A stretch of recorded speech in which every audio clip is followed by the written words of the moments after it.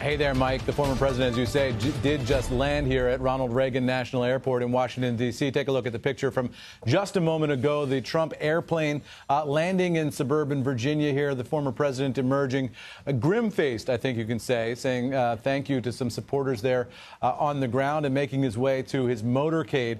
He's going to now motorcade a relatively short distance to downtown Washington, D.C., where the federal courthouse is located. He's going to make an appearance there in response to a summons. And remember, this is a 4-count indictment of the former president of the United States, unlike anything we've seen in the history of the United States. The indictment charges the former president of the United States with conspiracy to defraud the United States, conspiracy to obstruct an official proceeding, obstruction of and attempting to obstruct an official proceeding, and conspiracy against rights, specifically voting rights, all in the context of the former president's effort to overturn the 2020 election results. Now, we can expect the former president here to make a vigorous defense of himself.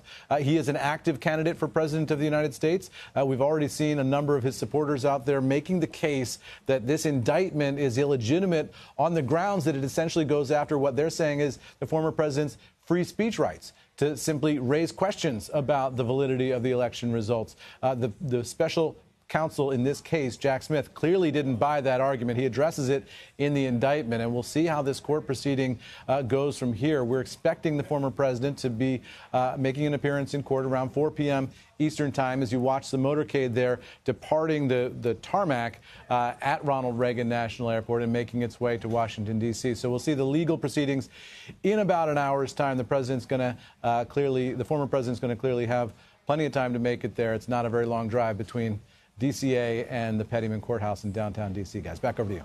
Eamon, thanks very much. We will get back to you soon for sure on all that.